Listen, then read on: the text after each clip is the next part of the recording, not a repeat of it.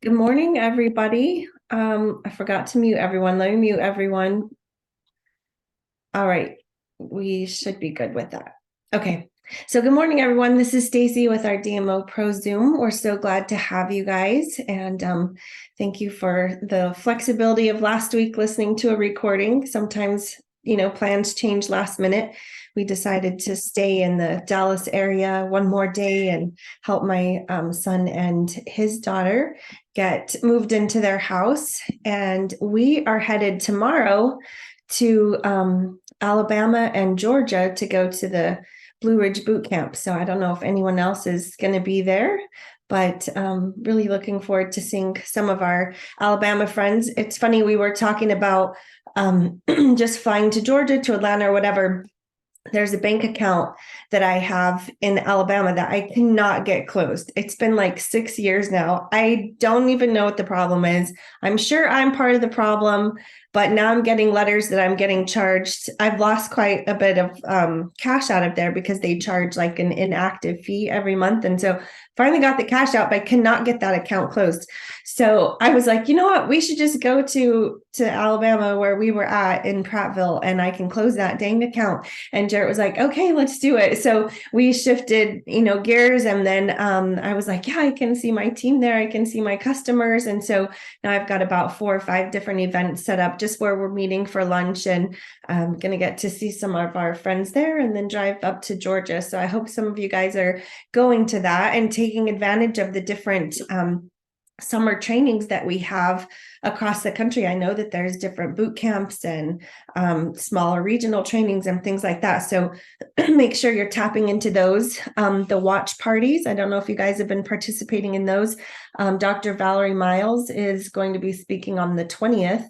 And the idea is to get a group of people in your home, and then that's the event. So she speaks and you watch the Zoom of her live speaking. And then there's a couple of recorded replays that they do at different times. So I know that's with Campbell team. I'm sure there's other ones that you guys have with your teams if you're not on that one, but really staying into events. We're doing a salad jar event. My team is going to be doing that. I won't be here. And a bento box event kind of wrapped into one. So lots of great things that you can do in the summer, but man, does it take being intentional. I don't know about you guys, but it's like, something just keeps being added to the schedule and the fun and, all the things. But like Patty and I were talking about, just to have the flexibility for that, I'm super thankful because I don't have to miss the moments, so really excited about that. So, okay, today I want to talk to you guys about eventually we're going to get to expectations and exaggerations. So I want us to start out by taking a minute. So if you have a piece of paper, I want you to write down, so think about this, write down 3 areas of your life that you're experiencing displeasure or dysfunction. So this could be personal life, it could be business life, it's probably going to be a mix of both. So anywhere related. So 3 areas of life that you're experiencing displeasure or dysfunction. So let me give you a couple of examples. One could be like you're just not sleeping. And that's the first thing that came up to your mind. That's just causing displeasure and you're not functioning well. You're just not sleeping. Another one I thought of was cats having multiple litters of unwanted kittens. At one time, that was like a bane of my existence. We moved to this new house and there were a bunch of stray cats, and they would have litters of kittens. And then our dogs were like hysterical because they could see kittens out the back door and they could smell cats out there, and they were on my furniture and I'm allergic to them. So I couldn't sit on the furniture. Like, it was causing a lot of angst to see all of these cats. If you love cats, I'm sorry. But so that was just one area that came to my mind. So it doesn't seem like that's that big of a deal, but it was causing, frustration. Maybe it's a disconnected relationship with your spouse where you just are like, we're just not connecting and not feeling close to each other, maybe arguing or not even arguing, but just you're not feeling that connection. It could be continual credit card debt. get a card, you pay it down, you work to pay it down, and then dang, 5 months later, you're at a couple $1,000s again, and you're like, where's this even, how is this happening? And why does it keep happening again? It could be clutter in your house, right? To where you're just feel like you can't keep up and there's just stuff everywhere. What about like in your business? Some examples might be with your upline where there's just tension between you and your upline and you don't even know where it came from. You don't know where it started, or maybe you do know where it started and it's just never been addressed. Maybe with a specific team member where there's just some tension there, a disconnected relationship, maybe something that was said or just kind of unspoken. Maybe a displeasure with around your customers where you feel like they're canceling all the time, or just something connected to that. Maybe even with yourself, an area within your own life that you're thinking, where you recognize your thinking is off and you're just not happy with that. Okay, so I'm going to stop talking and give you a chance, if you haven't already written, 3 different areas in your life that you're experiencing displeasure or dysfunction.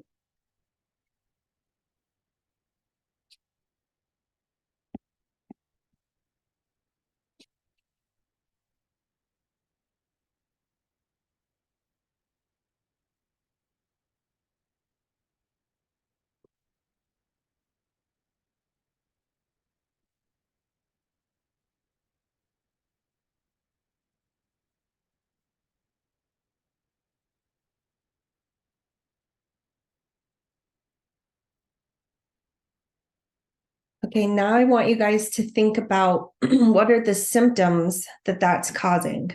So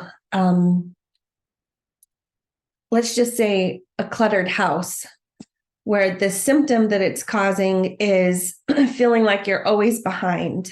Like when you walk into a room, there's like attack on yourself that you're like, why can't you get it together? Why can't you get rid of, keep up with the house? Why is it always such a mess? Maybe somebody else is saying the same thing to you.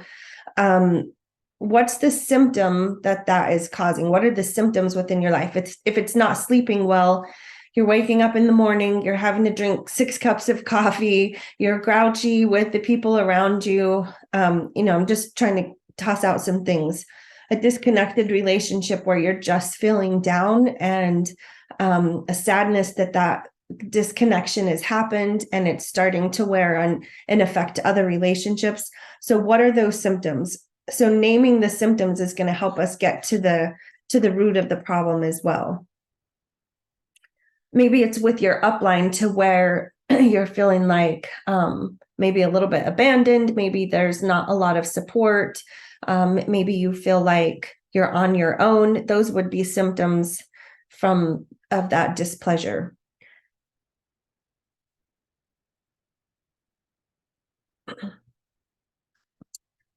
Okay, so now, and you guys can kind of write, I'll give you just a couple minutes on that. I don't want to rush that.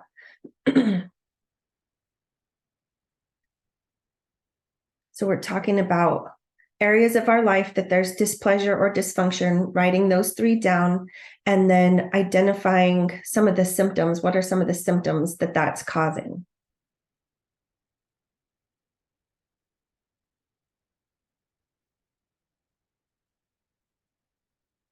All right, so what we're going to do now is we're going to go upstream. So I've kind of talked about this before. It's been a while, so I'm going to revisit this, and I'm going to tell you guys a story that kind of connects to this. There were some people at the river, and they were just enjoying a fun day at the river, and they're watching, they're out having a picnic, and they've got a blanket beside the river. And then one of them notices there's this puppy that's in the water and it's floating down, and that puppy is like scrambling to keep his little head above the water. And one person dives in, jumps in the water, and it's not super deep, but he pulls this puppy out, and they're like, oh my gosh, what was this puppy doing in the water? So they take the puppy out and they're drying it off. And then the other one says, there's another one.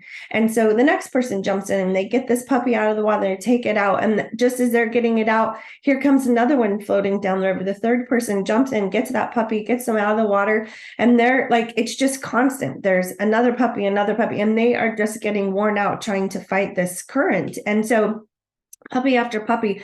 Well, one of them gets out and then starts taking off and walking. And the other two are like, hey, where are you going? Like, you got to help us get these puppies, help us save the puppies. Why are you leaving us? And he said, I'm going upstream to stop whoever's throwing the puppies in the water.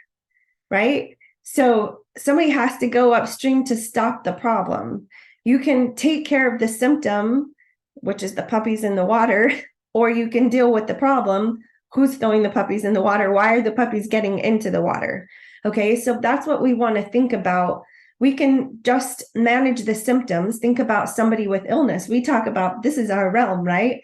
Somebody can just take medication, go to the doctor, go to another specialist, take another medication, but they never get to the root of the problem. They don't help their body heal. If they're not supporting it with nutrition and reduce stress and exercise and water, you're never going to deal with the problem. You're just overriding symptoms that are going to cause more symptoms.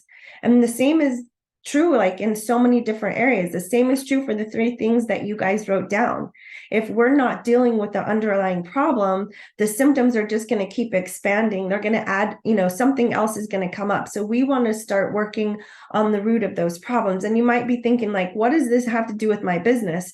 It has a lot to do with your business, because if there are areas of your life where you're feeling this displeasure and dysfunction, it will affect the way that you're able to show up in your conversations with people that you're helping, with your customers, with your team members, with attraction, people being attracted to you. If I'm tired, if I'm grouchy, if I'm stressed out, if I'm complaining, if I'm just not a happy person, how many really great team members am I going to attract? Probably not so many. I might attract grouchy, tired, complaining, unhappy team members. And then I'm like, why do I have this team of grouchy, unhappy, complaining team members? Nobody wants to do anything fun. So, what I'm doing, how I'm living, how I'm showing up is going to affect who I'm attracting. If are people watching what you're doing and they're like, yeah, I want to do what she's doing, or, oh my gosh, she looks so stressed out, I would never want to have to do what she's doing. And it may not be your Juice Plus business that's stressing you out, but there's all this stuff over here that's affecting that. And that's what they see, right? They don't see the joy and the love that you have for, talking to people about their health and helping them overcome obstacles. They just see that you're stressed out. They don't even get to see that part of it. So it really does behoove us to go upstream, looking at those symptoms. Okay, who's tossing the puppy in the water? What's the cause of the symptom that you're having? And I would say that within our business, a lot of times it's more mental. And so the 2 things that impact the most are expectations and exaggerations. So we have an expectation of our sponsor, have an expectation from the company. We have an expectation that I'm going to share Juice Plus with them, and they're going to be so excited they're going to order right now. And I have an expectation that my customers are going to stay on Juice Plus their whole life, and they're going to love it, and they're going to tell 20 of their friends, and they're going to just automatically join my team, and we're going to have this nice, happy life. Like, that's also an exaggeration, right? So the expectation is there, but the exaggeration, an exaggeration is going to look like nobody ever comes to my events. I'm talking to people, but nobody's interested. People are always too busy to come to something that I'm doing. I never have anyone want to join my team. When you're using absolute words of never, always, no one, like no one, they always, they never, like, really, is it never? So when you start having those thoughts with those big words, it's an exaggeration of what the truth is. That's not true. Somebody's going to come to your event, like somebody's going to be interested. There are people ordering Juice Plus. You can look at the numbers from the company. So those exaggerations can really drag us down. So I would love to hear from somebody, if somebody wants to be bold and brave. What was a place of, displeasure or dysfunction that you mentioned? And then what are those symptoms? And then maybe we can walk through and find what the cause was, or maybe you've worked that out in your head. Does anyone want to share that? Okay, Miss Tapp, what you got? You're going to have to unmute yourself. Good morning, everyone. I find myself stopped dead in my tracks on a somewhat regular basis, and I can't figure it out, or I couldn't figure it out. And a couple of years ago, I realized that that's when everything's getting cluttered. So I have 20 10-minute projects that I need to do before I can do something real.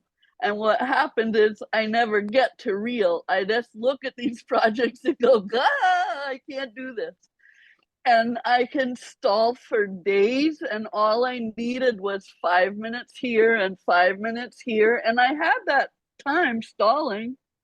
I acted like I didn't, but I realized that if I can keep that clutter from happening, then I can keep all the other pieces of my life running better. I sleep better, I have better social interactions, etc. So, Tap, give us an example of how you brought the clutter back under control. Just like pick one of those. Give us an example of that. Like, what does that practically look like?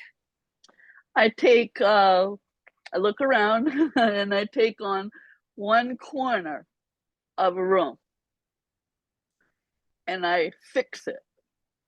And usually by the time I've done that in 5 minutes or 10 minutes, then the bug has infected me and I go on to the next piece of room and the next piece of room. And some days I can get through an entire area. Some days I can only get enough cleared that I have a clear view and I can sit in that location. I can get done whatever I have to get done.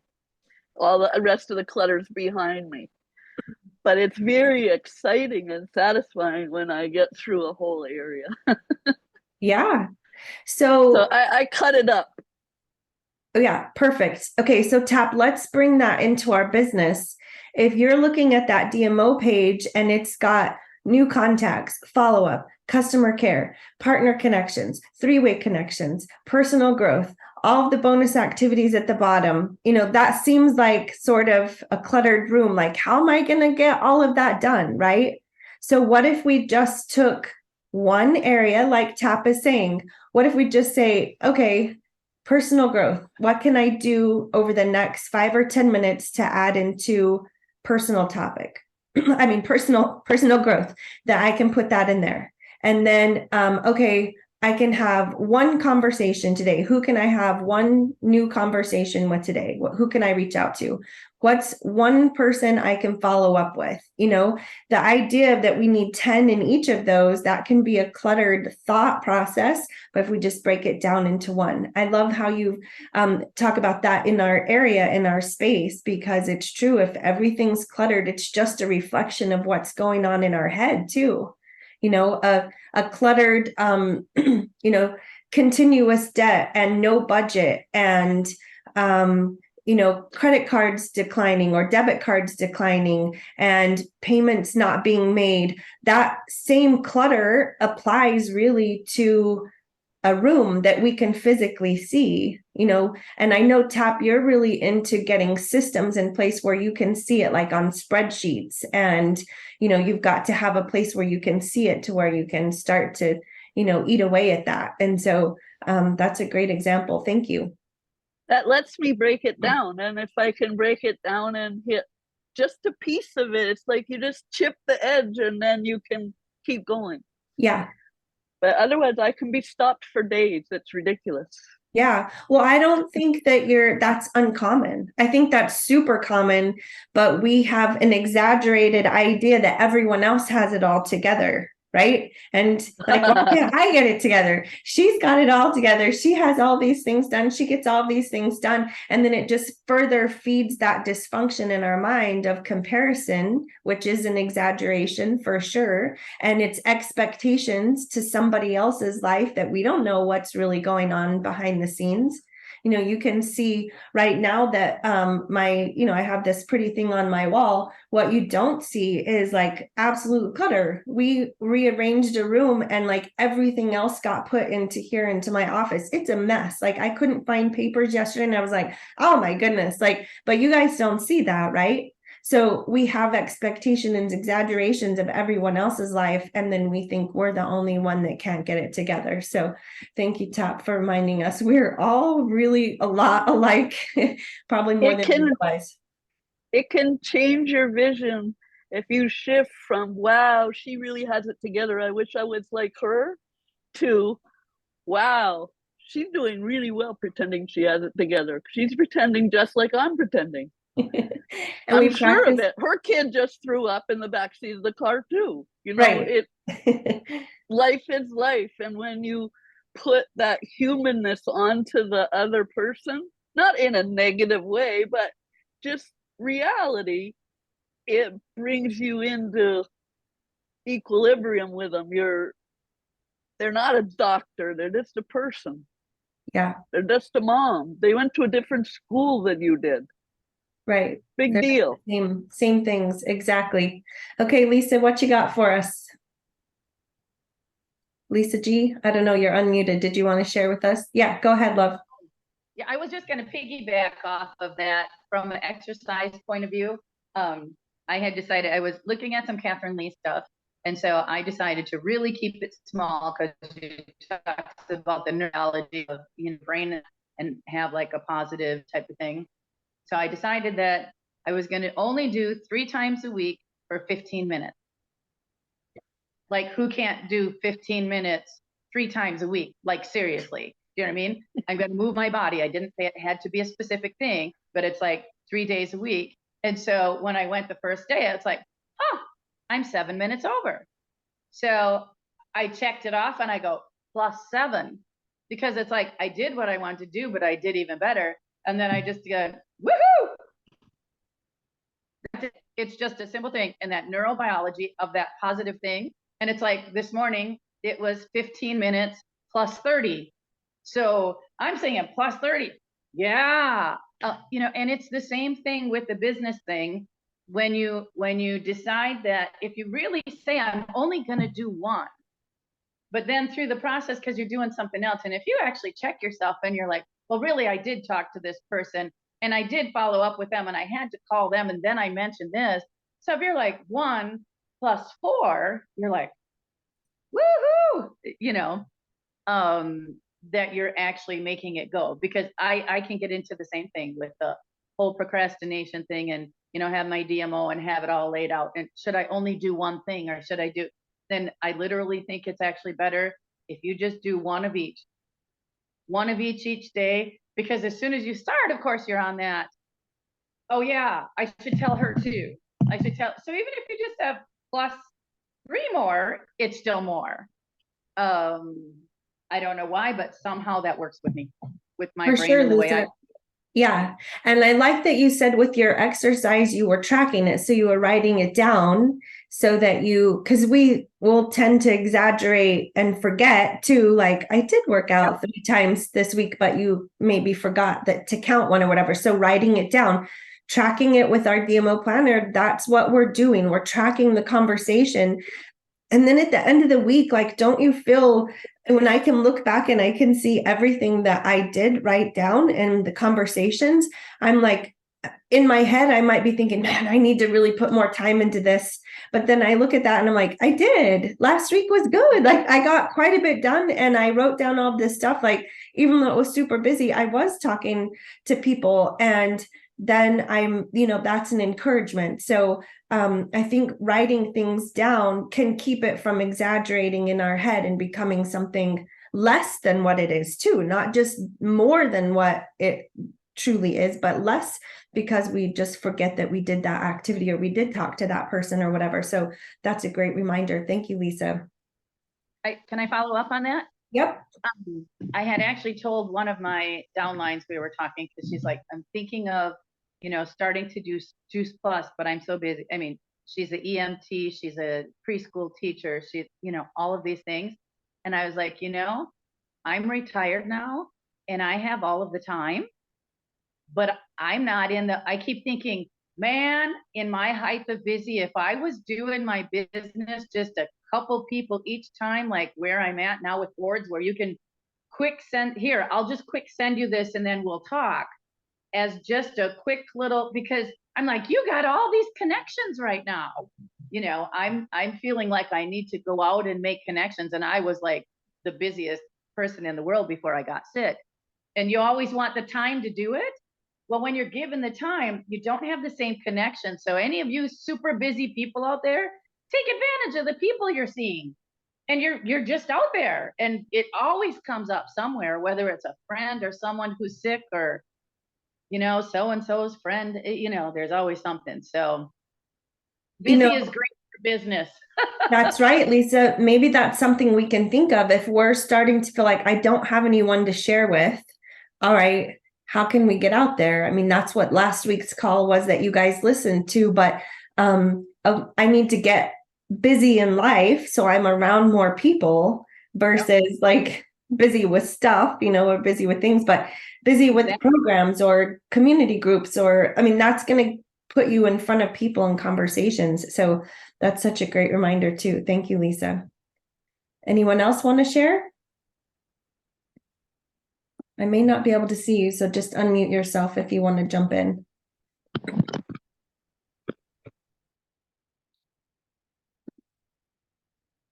No one? Okay. So, let me see, what else was I going to say? So when you're looking at those 3 areas that you wrote down, I just want you to go back to kind of what are three or 4 things that we really focus on with DMOpro. Mindset. What are you thinking or saying to yourself about that problem or about that discomfort or that displeasure? Are you beating yourself up? Are you saying exaggerated statements of I'll never get this together? Our relationship is never going to work out. We're never going to be able to relate and be connected as a couple. You know, are you using those absolute exaggerated words that take it from doable to sort of like a dismissal? It's out of my hands. Nobody, never, always. It kind of puts it on somebody else. So what are you thinking or what are you saying to yourself about that displeasure or problem? What is a skill set that you already have or that you could learn and then apply to that problem? So what are you learning? Where are you growing? You know, if it's a relationship problem with your spouse, is there nobody in your life that's able to help? Are there no counselors? Are there no programs out there for couples that are struggling? Are you the only couple that's having problems? You know, that's what small thinking makes you feel, right? And I would say the enemy wants you to think, but it's not true. There's always hope. There's always help. There's so many people, resources, books, counselors, therapy sessions, you know, so many options to get the help and work through that. So what skill set do you need to learn or apply? So that was the second one. And then activity. What do you need to do? Is there something you need to take action on?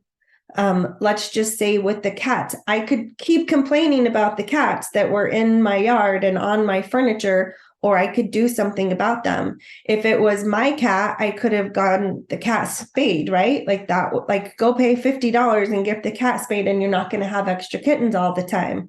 These were stray cats, so we had to kind of take drastic measures. So I won't say, because I'm sure you guys are some cat lovers that I could really offend, but like I had to do something. I had to take action, not just stand there irritated that they're sitting on my furniture, right? One of the other things is we would let the dog out in the backyard because she would scare them away. Well, after so many times of doing that, they didn't feel safe on my couch outside. And so they didn't come back up to the house again. Even something as simple as that, right? So, what are you doing? What activity can you take? What action can you take and step forward? You know, you can get out of the river and go back upstream. Where do you need to go upstream and do something? What's the river you need to get out of and then go take action? Maybe it's even releasing something, you know, releasing thought process or releasing negative relationships. Releasing, I don't know, that was one of the words that came up, that sometimes we think of do something, sometimes we need to release something. Maybe it's releasing things in the house. If clutter is the problem, can you let go of things? You can say, oh, I'm going to have a yard sale. If you have never had a yard sale in 10 years and you've been saying you're going to have a yard sale, you ain't going to have a yard sale. Like, you're just not going to do it. It's not in you. It's okay. Take the stuff, go donate it, let somebody else love it. You don't have to keep the idea of I have to sell this stuff. You're not going to make that much in a yard sale anyway. I promise you, getting it out is going to be the biggest reward, not what you're going to make from the yard sales. Personally, I like yard sales. I like meeting neighbors. I like talking to people when they come over. I like making a couple $100, getting rid of stuff. But and we try to have one like at least once a year. But if I've been saying for 10 years, I'm going to have a yard sale and I don't have a yard sale, it's just not fair to myself either. Like, I need to release the idea that I'm going to have a yard sale. I need to take this stuff and I need to go donate it and be okay with that and be done. And it's gone and the clutter's away. And it's one less thing that you have to have on your mind. You don't have to keep beating yourself up that you can't get it all together to have a yard sale, right? Like, that's just one example. What do you need to release? What idea, what expectation can you let go of that's going to reduce the mental strain or, irritation that's in your head that's keeping you from really showing up as your authentic self, that's going to attract people to want to be a part of what you're doing. Watch the words that you're saying in conversations. I love Beth Pearson told us, she doesn't say, oh, I'm super busy or I'm overwhelmed. She says, I think she tells us, like, her life is full. And she likes that. And she says it in a positive way versus like, oh, I'm just so busy. I have one friend, it's like, she's, anytime I talk to her, it's like, hey, do you want to go to lunch or, do you want to just chat? Oh, it's like her whole life is just so busy. She has all the, like, you would not believe all the things that are happening to her. And this happened and that happened. And like, it's just too much. She just can't even. And when you really talk to her and you hear about all the things, you're like, oh yeah, that's called life. Like, all the rest of us have things like that too. But it's like and it's almost like she attracts more of that. Like, just weird things happen, because if it wasn't, I don't think she would feel like that's a normal day to her. So it's like, strange things do happen, but even just everyday life, it's almost as if, any little thing, oh, it must be a punishment. Somehow it's like, the world is against her and this has been thrown at her again, where somebody else may just see like, it's just part of life and you deal with it and you move on without it becoming this bigger thing. So those are just some things I wanted to chat with you guys about. These were areas that I was thinking, and it was one night I wasn't able to sleep and I started typing out some notes, and this kind of came from that. But it does affect who we're attracting. So I'm going to stop the recording. Thank you guys for joining in with us.